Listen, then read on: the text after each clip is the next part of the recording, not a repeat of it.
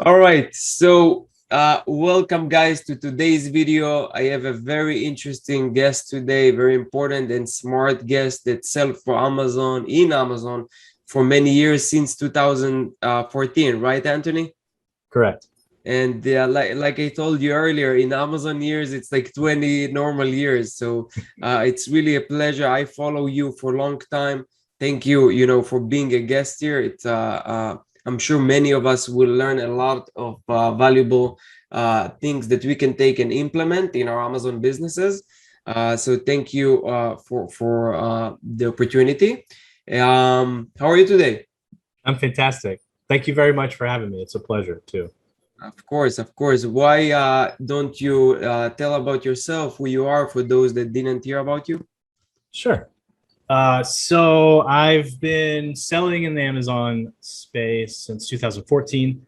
I've also worked for a couple of the biggest software companies in the space, Zonblast, which changed into Six Leaf, and then Helium 10, and then Signalytics. So I got to see a lot of data. I've actually helped build out some tools that people have likely used for promotions. Um, Built out a bunch of mini chat flows for the purpose of doing that exact thing, and consulted for 6, 7, 8 figure brands. So yeah, I've gotten to see a lot of like kind of what's under the hood on as far as what's working, and made the focus of what I study Amazon's ranking algorithm with um, kind of talking about external traffic and just overall ways that people can shortcut their growth in the short term for cash flow, and then also implement long-term strategies. Yeah, yeah. If I'm not wrong, and correct me if I'm wrong, I heard you mentioned in one of the podcasts that you're the first one to come up with the term the honeymoon period for launching products. Is that true? I don't know if I'm the first one to come up with it, but I think I'm the first to bring it to the attention of our community. Um, I actually vividly remember myself and the CEO of what was Zonblast at the time.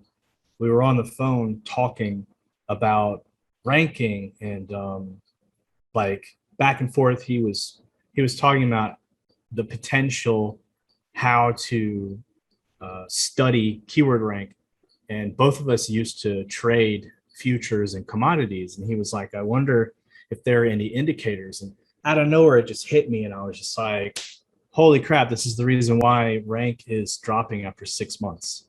Because at the time, that was when everybody was seeing these weird rank drops after six Yeah. months and it just hit me, and I was just like, Yeah. people had posited the idea of, is there a grace period where Amazon seems to show your listing favoritism because you're new? And we were like, no, there's no reason for them to show it because you're new. But that's when it hit me. I was just like, no, the grace period that we're talking about is a benchmark period because they're using moving averages, just like when you look at charts for commodities trading. And then it kind of all pieced together, and that became what we refer to as the honeymoon period. And that was like 2015, I think. Yeah, and now like everyone is using this term, and it's really cool that you're the one that came with this term. All right, so I came across like one of your article on Signalytics. That's the company name, right? If I'm not wrong. Uh, The company that I was with prior to Canopy Management, where I am now, is Signalytics. Yeah, with Howard Ty, right? correct. Okay, so I came across like this two-step URL, and I was really curious, and this was like really in-depth article, an article that usually people from in Amazon teachings and on and trainings, no one really like talks about this in so depth and so like technical, like as far as changing the referrer and editing and making Amazon look at the traffic that you bring like it's organic traffic from Google. And I really try to explore this, and I run a lot of experiments after that, like reading this article, like building a lot of backlinks naturally to improve my organic rankings, and sending traffic with this refer. It went good, but I want to share from you, like, how is your experience with that? What are the things that not working that are similar? This is a topic that, it's very interesting, and not there is no enough information about it. So the specific thing that you're talking about has actually gone through an evolution. And it's really cool how we come up there. So at the time that I wrote that article, you know, me and Howard had kind of discovered together, just looking over some documents that we had access to, that Amazon very much so cares about Google traffic. Um, and this is evident in a couple different places where they kind of discuss like certain teams that do certain things, and then also how they like do badges and things. Um, it all kind of came together that it was very evident they care about Google traffic. So that's when, because at the time I was doing everything through many chat flows, that's when I started building out flows to send people to Google. The problem with going to Google is you're not guaranteed, like you have to be very specific in order to get that listing page on page one of the search. So that's when I came up with all the search parameters to make sure that it showed up first. And then we started sending traffic, rebate traffic to Google anyway, and it worked like gangbusters. Problem is it was like a general lift for all relevant keywords. There was no way at the time that I could figure out how to isolate a keyword, because in my head I was like, the referring URL has to be Google. Well, that's when Casey Goss took it a step further and figured out that you could redirect traffic from Google, and then B, you could actually input a keyword if you sent it to a two-step. Now, here's the thing with a two-step: when you get to the listing, the referring URL is still an Amazon URL, but as long as the referring URL has your keyword and Google Click ID, then everything's in place. So the problem with his method was that you had to constantly rebuild out the links, because they would like expire after Oh, 24 yeah. hours or whatever. Yeah, I'm like experimenting this right now, actually. Well, now a bunch of people have figured out a way around that. There's got to be an intermediary page that does the redirect, and then you could programmatically put change the keywords anyway. Elite Seller does this. Signalytics has this functionality now too. And even a friend of mine who's like a coder just figured it out. And he was like, oh, I could do this. So I don't personally know how to do it, but I know that there's a lot of smarter people out there that can. But basically, it allows it to not, I guess, decay. So you could use the same interface. And essentially what happens is, from whatever that intermediary page, which only sits there for like a second, right? It's like Like a redirect, less than a second, like just a and it redirect. just says redirecting to, and then it brings them to a two-step, which is usually like the branded page or the hidden keyword page or whatever it is. And then when you click on the listing and you look at the refer, it's an Amazon URL, but in that URL there is a Google Click ID and there is a keyword. Yes. So all rank juice goes to that keyword, and I've been testing it, and I mean it's probably the most effective. I mean the most effective thing. So I started out really conservative, took a dead product, like completely 4-5 months, well past any cold start honeymoon period now. Okay. Crap sales, like not ranking for anything. Yeah. Dead product. Ran rebates to that, first targeting like a 4,000 search per month keyword. Took 6 days, but after 6 days, it was above the fold, I think number 4 on page 1 for that keyword. Switched out the keyword number 4 to or position number? Position 4. Wow. Switched out the keyword for an 8,000 search per month keyword. Okay. 1 day later, that was number 5 on page 1. Wow. Switched out that keyword for like 100,000 search volume keyword. 4 days later, that's up at like number 7 on page 1. So it's absolutely powerful. It's been a week since the first keyword. I think the first keyword we lost 2 positions, but that's it. So things seem to be staying in place as long as we're still getting sales. But the increased ranking has also added some organic sales to the mix, which I think helps a lot.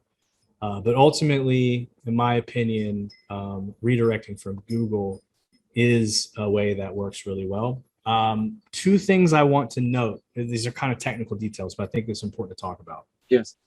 Currently, it doesn't look like Amazon's super worried about the validity of the Google Click ID, Okay. because I've seen in tests where the Google Click ID was recycled and it stayed that way for a couple of days. Everything still seemed to work. So it looks like they just care that the ID is there because it tells them, hey, this came from Google. Yes. I guarantee you, as everybody starts adopting this, that's going to change. And the reason that's going to change is because when we have a big population of sellers all using this method, it's going to throw off Amazon's analytics. They have an entire team dedicated to working on how all of their pages show up on Google. And if a big subset of sellers is sending all this fake redirect traffic, their analytics are going to be skewed.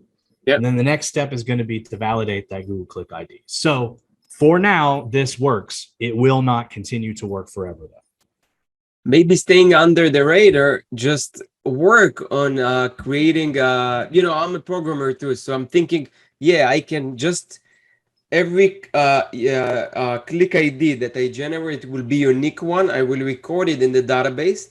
And then each time it will check if it exists, just create a new one and redirect it. So it's all the time, like every time it will be a unique one. Yeah, I agree. Once everyone are using like this, that's why I didn't really share a lot of information about this on my channel. I don't want many people to really try it and then it's not gonna be effective. But I'm just throwing here like for you guys that watching this to explore it more. If you explore this topic more, you'll find answers how to do that. Now, this is compliance with TOS. It's against. I know it's a gray area, but what is your take about this? Like, is it safe to do it? I think that is. Here's the thing. A lot of people are going to challenge this. A lot of people believe there's people that have been in the game as long as me, and they still believe that super URLs are evil. I have yet to see in my entire career, and mind you, I used to work for 2 different launch services. I have yet to see in my entire career anybody ever get suspended and it be reasonably linked back to a URL. I just don't think it happens. Is this TOS compliant?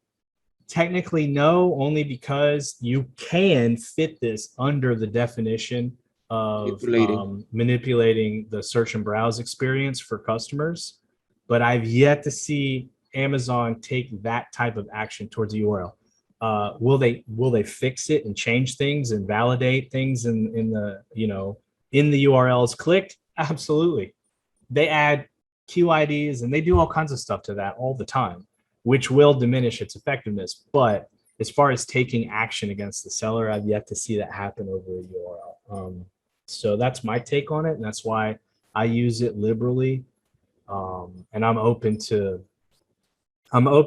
exploring other ways to do it too, right? I would love to see how this would work with redirected traffic from other high domain authority sites to see, if there's a clear preference for Google, or if, TikTok or other platforms are preferred in any way. Like, I think there's a ton of research that should be done. And I think it'd be super fun to kind of come to these conclusions and figure out, even when they stop working, this is a time for us to gather data and figure out like how Amazon feels about these external sites. Like, how much weight do they put on external traffic? Is it all the same? Are there certain domains that they prefer? Like, this is all fascinating stuff that we should be testing. Yeah, for sure. I have a background also with pen testing and kind of hacking and stuff like that. That reminds me this world, those people that I'm sure many people have things that they don't share and it's kind of underground.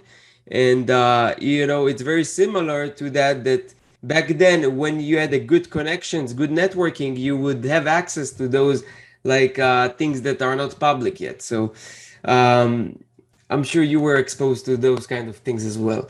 Um, so yeah, that's very interesting. You could either explore it yourself or just connect with the right people, right? Yeah, absolutely. Definitely don't advocate for using outright black hat tactics, but again, I don't think that URL manipulation is a Yeah. black hat tactic. So definitely, if you can hook up with somebody that can give you, you know, different means of kind of changing the mouth of the funnel, so that when you send traffic to it, people are coming to your Amazon listing through various ways. Like that's my favorite thing to test. And this is what I've been telling people forever. We talk about rebates a lot. I'm like, yeah, because it's like the cleanest process for a transaction. But that's not where it ends. You don't just talk about rebates. Do rebates still work? Yeah, of course they'll always work because rebates is a clean form of transaction. They are buying the product at full price. That's not the question you should be asking. You should be asking, where's all the traffic coming from that I should send my rebates to? You know, various URLs, various organic, like I still think it's worth sending people to a pin with the Pinterest share URL connected to the pin and have them go from Pinterest to your listing. Um, Especially now that Pinterest is gaining more and more like recognition as a search engine. I think if Amazon hasn't recognized it as a high domain authority site yet, they might, and that might impact the way they treat traffic from it. So Yeah. it's my Yeah. soapbox. So you're saying basically like it works, but because what I'm doing also like testing is direct traffic from Google Ads to a two-step URL, and it works good, but Mhm. you know eventually the conversion rate that you bring from outside traffic is much lower than you know in Amazon PPC. Now you're not just looking at the ROI, the ACOS and all of that, you're looking at it from a point of view of ranking. But what I find is that like the ranking is not that like fast like you do rebates with that key, you know. So it's not kind of scalable, you know. You have to run always campaigns with rebates to rank, and um I wish there was a way that you can like see how the Google, like which keyword on specific campaign drove the sale. I guess you can do it with creating so many ad groups and ads, but it will be very complicated to do it. It's not like you have analytics or some data that you can actually like know, okay, this keyword on Google Ads drove me 5 sales, and you can have more control. Maybe in the future it will be available with attribution, but right now it's not. But yeah, I also heard one of your lectures about TikTok. I know it's a big thing now for a long time. I'm just starting to explore it now. Um, what are the best practices? What are the things that you recommend? Of course, it could be like 2 hours long conversation, but just in a nutshell, like what are the things that people should do more research on and explore and try? Sure. Well, for starters, I think that probably any brand, I don't really care what product you sell. I think any brand would benefit from having a presence on TikTok just because TikTok still has amazing organic reach. It really was the pioneer platform for introducing the concept of um, content going out and being distributed to total strangers, right? Because before that, if you're on Instagram, the only people that see you are people actively searching hashtags or your followers. Facebook, the people who see you are your followers. Twitter, the people who see you are people doing specific research on hashtags or your followers. So TikTok comes out and says, you know what? We're just going to make the whole channel nothing but strangers, unless somebody goes to their other channel, which is who you're following. And that kind of changed the game. So I think for starters, it's good to be on TikTok. That would also force you to get comfortable with making regular video content, which is going to help a brand anyway. You should be running video ads. You should have videos on your Amazon listing. Like video needs to be a part of your strategy regardless. So I think it's a great idea to just commit yourself to a platform where you need to be making regular video content, introducing people to your brand, your products, the people behind the brand. I think it does a lot of good for you. Um, Staying consistent is a really important key, just because you never know which piece of content will go viral. And if a piece of content goes viral on a platform like TikTok, you can bring a lot of traffic to your listing. But the other thing that you should really be, in my opinion, exploring is one of the easiest ways to leverage a platform like TikTok, and that is with influencers. You should be looking and identifying influencers in your space and just explore. A lot of times, TikTok influencers are tremendously, um, first of all, less expensive than an Instagram influencer for starters. Also, a lot of them command audiences that are incredibly authentic. And the reason is because people on TikTok, like part of their growth is from their authenticity. It's not like Instagram, everybody expects it to be fake. On TikTok, everybody expects it to, for the most part, be real. Yeah. So you end up finding really quality influencers who could put your products or services or brand as a whole, or even your profile. Like maybe that's the thing you want to promote instead of your actual offerings. They could put anything you want in front of a large audience of people with that end up with genuine interest. So I think those are the best practices in a nutshell for TikTok for brand owners. What is the best way like to communicate with them? Through the messages on the platform, outside the platform? I would say the messages on the platform is the last way you want to communicate with people, just because it's still one of the pieces of the platform that's very lacking. It doesn't always work. Usually, people have either a YouTube channel, Instagram, or both connected to their TikTok profile. It's like in the profile, you'll always see links out.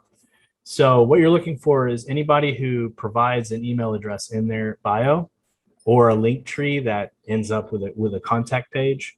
That's the easiest way, right? Because that gets you in the inbox of the email. If you can't do it through email, then I would try Instagram DM. Okay, so if I'm not doing TikTok right now, do you suggest me going after watching this video and creating a TikTok account for my brand, or just for my personal account, just share things? Like, what is the good strategy, you think? I think for your brand, I think that you should be a part of your brand's presence, but ultimately you're doing it to grow your offering. So rather than do it like, unless you're trying to build a personal brand, rather than do it from your personal, like create one for your brand, be the face of your brand, but it's also open to introduce other people, maybe your business partner, maybe your employees, to all kind of contribute to the content.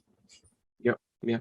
It reminds me something that, you know, when you said about like personal or through the brand, about Amazon Live. Amazon Live is something I explored for the last few months. I did give it to influencers, and then I switched to doing it myself and people on my team. And we figure out that we know much better about our products and can explain it in a much better way, in a more passionate way than influencers, and the results are much better. My English is not perfect. I'm not native English speaker, so I had some doubts that people would engage with me better than an influencer, like a beautiful girl on Instagram, and I was really surprised, to see that the engagement rate and the clicks and the sales are much better. And I think what actually contribute to that is the fact that I'm passionate about it. I really enthusiastic about my products and what Yeah. I want to show. Um, Passion speaks. I think more so than passion, though, is the fact that because you're passionate, people can tell you're authentic. What people nowadays seem to care about is authenticity, right? They just want to know you're real. You're not just trying to be another commercial that's selling them something. So, regardless of your accent, when they see your passion, they're like, oh, this guy really does like own this brand. These are really his products. This is a real thing. And that people, especially Gen Z and what I call later millennials, which are the younger millennials, they care about that stuff a lot more than other generations do, and they're showing that in tons of stats carried across multiple social media platforms. So yeah, I think that's great that you did that, and anybody that can muster up the courage to be on live video, I think it's a fantastic thing to test and try, because you're right, better than any influencer, you'll be able to convey, authentically what your product is and what you represent. Yeah, yeah, and with like everything new that you do, like you would look at the first lives that we did, it looks like very bad, but now it becomes more professional to a point that I say maybe we should offer this to other people. Um, but that's some other idea. What else you can share with us? Some actionable tips that people can take, do right now, anything about Amazon FBA, not just related to TikTok or two-step URL. Just before we wrap it up and end this beautiful conversation. Well, I would just say, one of the things that's really got me thinking a lot, and I can't wait to test more on this, is I'm finishing up like the last little bits of a book by Alex Hormozy called $100 Million Offers. And it's basically all about how to create offers that are so good that people feel stupid saying no. And how it translates in the physical world, physical products world, is I remember once upon a time when we first started selling, like very beginning days of learning, all these people just learning how to sell on Amazon. One of the things they taught was to always sweeten the deal by like adding an ebook or something, right? Yeah. And then everybody did it, and then people were like, "Oh, nobody cares about ebooks anymore." But then I noticed that everybody stopped doing it, and it got me thinking about it. Like, why did it work back then? And I think it's because the general idea was that you actually were offering more value. Like, Yeah. if I have the same garlic press as this guy, but I'm giving you a 500-page recipe book with it, that carries a little bit of weight. So I think that we should start considering how to make our offers more valuable, because we get so caught up in like this tunnel vision of just sell a product, get it for as cheap a price as possible, and sell it for as high a market as possible. That's it. And that's our tunnel vision. And then when we want to expand, it's all about branding is nothing more than I just have to have a really awesome logo and a great story. But it's like, how do you win on the value side? Well, if you're doing more than your competitors, and what I mean by that is, imagine if you had a digital download. Imagine if every product came with a printed like book, like hundreds of pages worth of content printed. Like, this is going to cost you more money, of course, but imagine the value upgrade if like you have something tangible that's helpful along with your product. Imagine if you developed a really, really simple app, some kind of tracker of some kind that could just be really, really easy for you to have built and helpful for them. Yeah. That they could scan a QR code in the box and get that too. Like, then your value is more than your competitors. Even in the physical product space, you're giving people more than what your competitors giving. And if you can do that, if you can give more for the same price, then you will eventually win, as long as you find a way to get to people to know about it. I love this. And while you were speaking, I'm like thinking in my head too about ideas. And I think why people stopped offering the ebooks, because it's very hard to really show this USP in through the main image or through the title. So people say, you know what? But I did see some creative sellers that doing it in a really phenomenal way, putting like graphics behind elements, playing with this kind of things. And if you're creative enough and you do it in a smart way, you can easily win and like you said, differentiate yourself from others. If you do, like I also thought about printing an ebook, like a 30 pages ebook, and converting it to a physical version. And I already checked with the printing house and all of that, but then decided not to.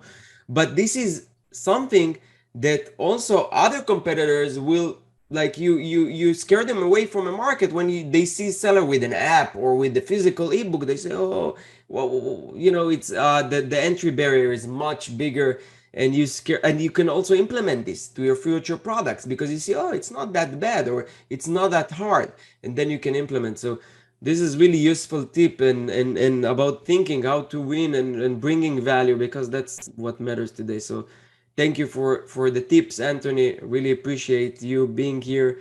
Like I said, I'm following you for a long time. Um, any for those that interested to talk with you more or get in touch with you, how they can find about you more? Sure. For starters, anybody that's looking for help with management of their brand on Amazon, listing optimization, advertisement, PPC management, DSP, canopymanagement.com. We can help. You can reach me directly at Anthony Lee at canopymanagement.com or find my social media channels, Anthony Lee 991. And that's across all channels: Instagram, TikTok, Snapchat, Twitter, LinkedIn, Facebook, YouTube, all of it. Yeah, guys, contact him. Send me later the links. I'll put everything in the description for people to explore and learn more about you. Thank you very much, Anthony, again, and all the success in your new position and Canopy. Thank you so much.